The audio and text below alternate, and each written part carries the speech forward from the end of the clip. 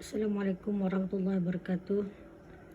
Kita ni sambung lagi pelajaran solat untuk hari ini, iaitu berkaitan dengan tajuk kemarin, iaitu menanam mayat. Di mana ada beberapa hukum di sini mengenai dengan menanam mayat ini. Lihat sana, mayat kafirah dan mayat murtad. Yang pertama, harus hukumnya memandikan mayat orang kafir harbi dan zimmi. Kamu ada belajar darjah 5 nih. Kafir harbi. Kafir harbi ialah orang kafir yang tidak menurut perintah ketua, pemerintah ataupun sultan. Mengenai dengan kafir zimmi ialah kafir yang menurut perintah ketua, pemerintah ataupun sultan. Ada bezanya tu. Yang kedua, wajib hukumnya mengafankan dan menanam mayat orang kafir zimmi. Jadinya kata ni, bagi orang yang Islam, sekiranya kata ni ada orang yang kafir zimmi ni, kebanyakan adalah di negara Brunei Darussalam ni, kerana semua taat kepada pemerintah. Maka hukum wajiblah ia dikafankan. Kemudian yang ketiga, tidak wajib hukumnya mengafankan dan menanam mayat orang kafir harbi. Kafir harbi tadi orang yang tidak menurut perintah ketua, sultan atau pemerintah. Dan harus mayat kafir harbi ini tadi diberi makan anjing. Tetapi jika baunya mendatangkan mudarat kepada manusia, maka wajib ditanam saja mayat kafir harbi itu. Yang keempat, hukum mayat orang murtad sama dengan mayat kafir harbi. Artinya cara pelaksanaannya sama dengan mayat kafir harbi. Orang murtad itu sama, dibagi makan anjing, sama juga. Kalau sudah mendatangkan mudarat, bau busuk daripada mayat itu, wajib ditanam saja. Okey. Kemudian tajuk seterusnya, tajuk kecilnya, hukum anak yang keguguran. Ini seorang ibu itu mengandung, tetapi yang mengandung itu indah sampai anak itu sempurnalah lahirnya. Berapa bulan kayaknya dalam parut, kemudian gugur, keluar. Itu namanya keguguran. Jadinya lihat sana mengenai dengan hukum anak yang keguguran ini. Nomor 1, anak yang keguguran yang mempunyai 3 sifat yang tersebut di bawah ini tidak wajib padanya sesuatu daripada 4 perkara yang wajib dilakukan kepada mayat. Apa 4 perkara wajib yang dilakukan kepada mayat itu? Mesti teringat, dimandikan, dikafankan, disembayangkan, ditanam. Ini 4 perkara yang wajib. Tetapi kalau anak yang keguguran, indah 4 itu tadi wajib buat. Dah wajib kita buat kesemuanya.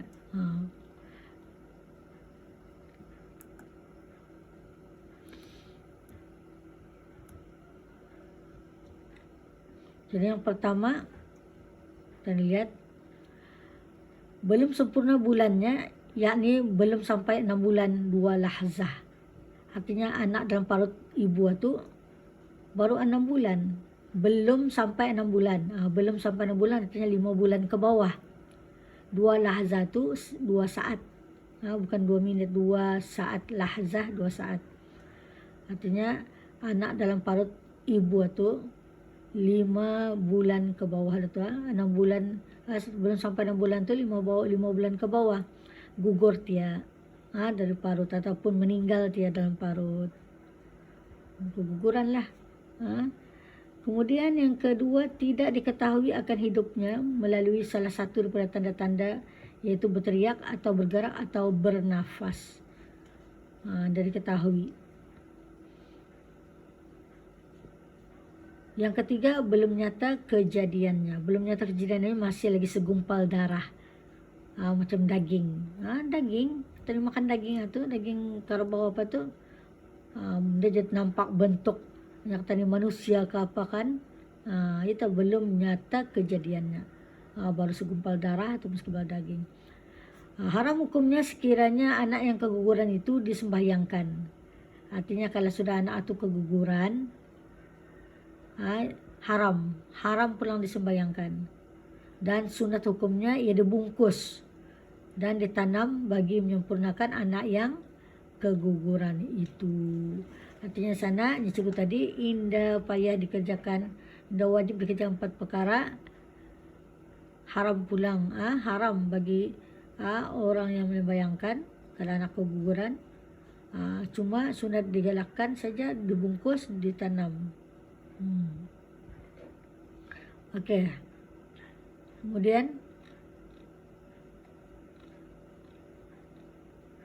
yang kedua, jika anak yang keguguran itu diketahui akan hidupnya dengan nyata, salah satu daripada tanda-tandanya yaitu berteriak atau bergerak atau bernafas, maka wajib hukumnya ia dimandikan, dikafankan, disembahyangkan dan ditanam seperti biasa, karena adalah diyakini bahwa ia hidup kemudian mati sesudah itu. Nampak bezanya tu di atas tadi, dah nampak bergerak apa, anak sudah mati, sudah dalam parut tu. 5 bulan ke bawah ia mengandung, ternyata anak tu sudah mati dalam parut. Sebab tu anda payah dikerjakan 4 perkara, dibungkus dan ditanam sahaja. Kalau yang kedua ni nyata bergerak-gerak lagi ya, hidup lagi ya, sekejap bernafas lagi, maka wajib dilaksanakan 4 perkara.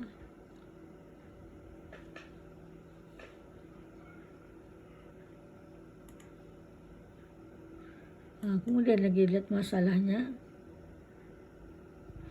Yang ketiga, jika anak yang keguguran itu zahir kejadiannya, zahir itu artinya ada sudah bentuk, nampak sudah kejadiannya, maka wajib hukumnya ia dimandikan, dikafankan, ditanam dan tidak harus ia disembahyangkan.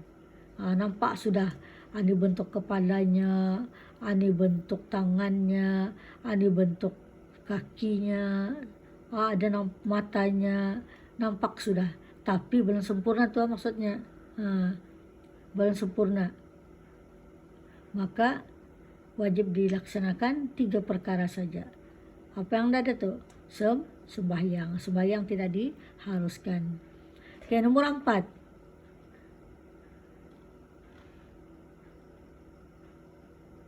Jika anak yang keguguran itu sudah sempurna bulannya, yaitu 6 bulan 2 lahzah, 6 bulan ke atas, maka wajib hukumnya ia dimandikan, dikafankan, disembahyangkan dan ditanam seperti biasa.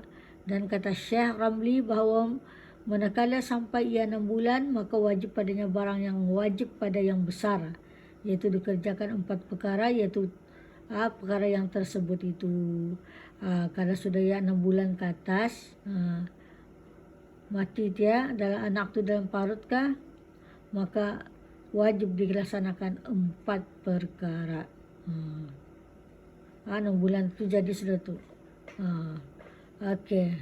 Kemudian berbagai-bagai masalah. Yang pertama, masalah timbul daripada ketani manusia, makruh hukumnya orang yang inginkan mati kerana kesusahan yang menimpanya.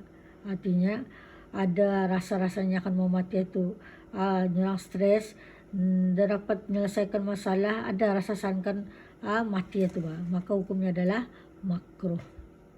Yang kedua, sunat hukumnya berobat bagi orang yang sakit. Bagi tani yang sakit tani, digalakkanlah kita ni berubat. Jangan mengharapkan kata ni andang pemberian Allah sudah. Kata ni usaha macam tani damam, nak tani dah makan ubat. Itu salah satu usaha. Yang ketiga, makruh hukumnya memaksa orang sakit supaya berobat. Ini tak boleh, jangan paksa-paksa. Jangan dipaksa orang sakit itu berobat. Kalau orang tua ni ke hospital pun dia mau ni. Dia bawa hospital bercek pun dia mau. Mengadu sakit malar, tapi dia bawa ke hospital takut dia. Ada juga tu. Yang keempat, harus hukumnya mencium muka mayat bagi kerabat atau seumpamanya, seperti sahabat-sahabatnya mencium muka mayat.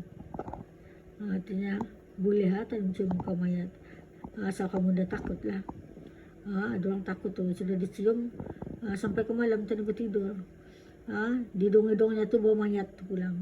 Ada juga tu. Ada juga mencium, takut mencium mayat tadi takut hidup. Atau andayan, lawan penakut macam-macam lah pikirannya. Kemudian yang kelima, wajib hukum orang yang mati dalam keadaan junub dimandikan sekali saja, sebab wajib mandi kerana junub itu berputus dengan sebab mati. Artinya ada orang mati meninggal dalam keadaan ia bersetubuh, maka di sini kalau ketani melakukan perkara-perkara macam ini wajib mandi. Tapi kalau sudah ia meninggal, maka cukup mandi sekali saja, jangan malam-malam mandi itu. Hijau mandi mayat, nyata ni hijau mandi mayat, hijau mandi orang berjunub, ambil satu kali. Ni kerana yang meninggal dalam keadaan berjunub, maka dua sana, kalau ikutkan dua sana niatnya, satu niat mandi junub, satu niat mandi mayat. Tapi boleh disatukan. Okey, yang keenam, lihat sana, harus bagi tukang mandi mayat memberitahu apa yang dilihatnya semasa memandikan mayat. Jika yang dilihatnya itu baik, seperti muka mayat itu berseri dan harum baunya, kata ni boleh memberitahu orang-orang. Tujuan untuk apa tu? Untuk tani kesadaran kata ni lah, insaf, menjadi teknik insaf. Kalau tani mati nanti dalam keadaan berseri, harum, bau tu, siapa jangan mau harus memberitahu apa yang mandikan mayat. Macam atunya harumnya. Okey, yang ketujuh, haram bagi tukang mandi memberitahu jika yang dilihatnya semasa mandikan mayat itu, jika diketahui itu seperti muka mayat itu hitam atau baunya busuk atau rupanya berubah, kecuali muslihat supaya orang menjadi takut dan menjadi pengajaran. Yang ketujuh ni kata ni, kalau mandikan mayat itu janganlah cerita-cerita keaibannya. Boleh bercerita tapi untuk pengajaran. Pengajaran boleh. Janganlah disebut namanya. Sepulan saja. Kemudian yang ke-8, harus hukumnya bagi orang Islam mengiring mayat orang kafir bagi yang ada hubungan kerabat dengan mayat itu. Artinya harus kita ni sebagai orang Islam ni mengiring mayat itu, mengikuti mayat itu sampai ke kubur. Tapi ini mayat kafir, bukan mayat Islam, maka hukumnya harus juga sama ada hubungan kerabat ataupun kafir. Bagi orang yang ada hubungan kerabat dengan mayat itu, harus mengiringi. Kalau ada kaitan lah tu. Kemudian lagi kita lihat sambungannya.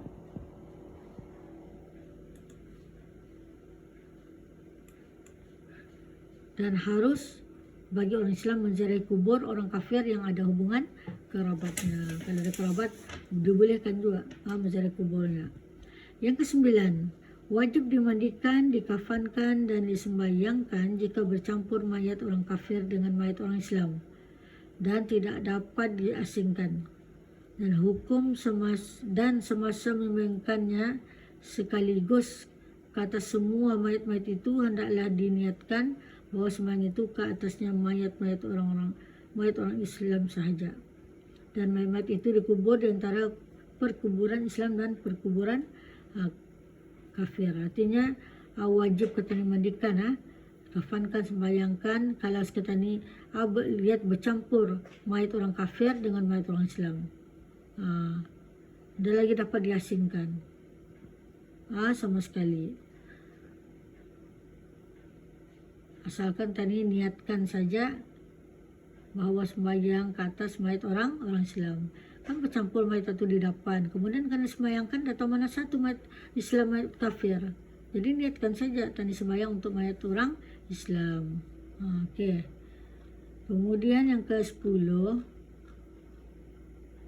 tidak harus disembahyangkan bagi orang yang mati karena keturunan. Tidak harus disembahyangkan bagi orang mati karena keruntuhan tanah. Keruntuhan tanah, tahu kan runtuh tanah ini di dalam lubang atau jatuh dalam perigi yang dalam, atau tujuh atau jatuh ke dalam gaung atau seumpamanya. Dan mayat itu tidak dapat dikeluarkan karena mayat itu tidak dapat dimandikan atau ditayamum sebagai ganti mandi. Jadinya kalau orang sudah gugur tanpa jurang dalam itu, tidak orang akan mengambil lagi. Risiko pulang tu nyawa kalau mengambil.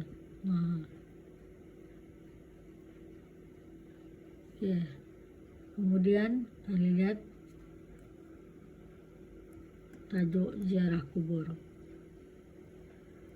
Ziarah kubur ini, yang pertama sunat bagi lelaki menziarah kubur, makruh bagi perempuan menziarahinya, tetapi haram bagi perempuan menziarahi kubur jika boleh mendatangkan fitnah. Ada 3 tuh, hukum sunat bagi lelaki, makruh bagi perempuan, kemudian haram kalau mendatangkan fitnah. Yang kedua, sunat memberi salam pada ahli kubur oleh orang yang ziarah. Tadi kalau masuk ke kubur tu, kosong kubur tu bagi salam lah. Assalamualaikum ala diyari minal mu'minina wal mu'minat wa inna insyaallahu ilaikum la hikun. Kemudian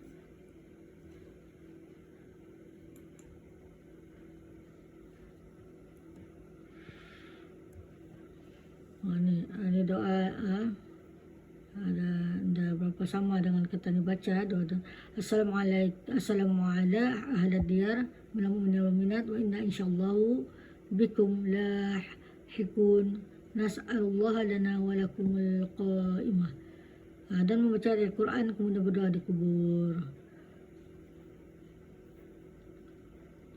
Kemudian sana ajak menggali kubur. Haram hukumnya menggali mayat yang telah dikubur kerana menceroboh kehormatannya, melainkan kerana darurat seperti perkara-perkara berikut. Jangan lagi gali kubur. Kalau bisa suruh tanam, kamu gali. Yang pertama, mayat itu ditanam dengan tidak dimandikan selagi mayat itu belum busuk. Yang kedua, mayat itu ditanam di tanah orang atau dengan kain kafan yang dirampas, dan tuan tanah atau tuan yang mempunyai kain kafan itu menuntutnya walaupun mayat itu telah busuk. Ini luan karet benar ni, baru nutup mayat. Mayat itu ditanam di tanah orang. Satu kemudian dia memakai kain kafan yang dirampas. Kemudian tuan tanah ataupun orang punya tu kain itu menuntut mengambil balik,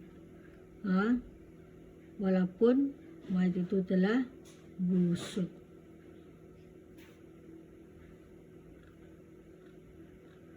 Yang ketiga, jatuh sesuatu harta dalam kubur walaupun sedikit seperti cincin, walaupun mayat itu busuk.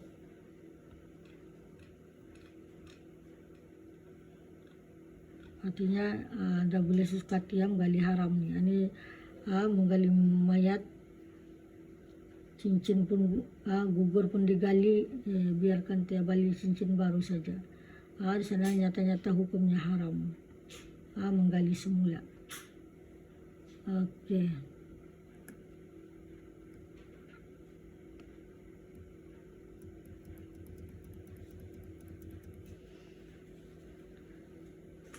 Nombor 4, ia menelan harta orang lain sebelum ia mati. Semati ini sebelum mati ia dah menelan, entah apakah ditelannya cincin kalau juga. Dan sesudah ia mati dikubur, tuan pemilik harta itu datang menuntutnya. Jika tidak ada warisnya atau orang lain yang membayar atau menjamin akan harta yang semapannya atau harganya, maka kubur itu hendaklah digali. Dan perut mayat itu dibedah untuk mengeluarkan harta tersebut dan dikembalikan kepada tuannya. Artinya sekiranya tadi mayat itu menalan cincin, kemudian ada orang yang mengganti rugi cincin atau membayar dengan lusin kah, maka dibedah tiap parutnya tu dikeluarkan. Boleh juga. Okey, yang kelima, mayat yang ditanam tidak menghadap kiblat selagi mayat itu belum busuk, mesti digali.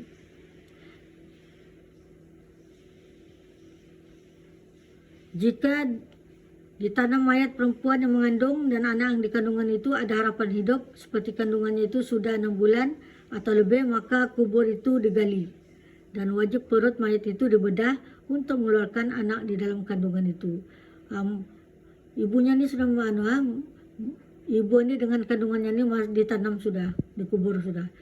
Sekali ada orang ramai itu beritahunya, anaknya tu masih hidup tu nya, dikali tiap kubur tu. Bukannya sesaja menggali tu sesuk sendiri, sesuk hati, ada sebab menggali itu.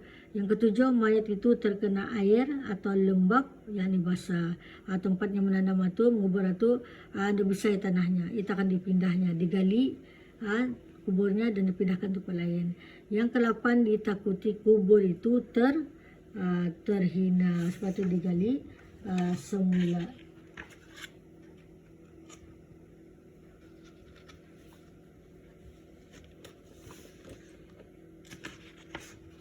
Itulah mengenai dengan tajuk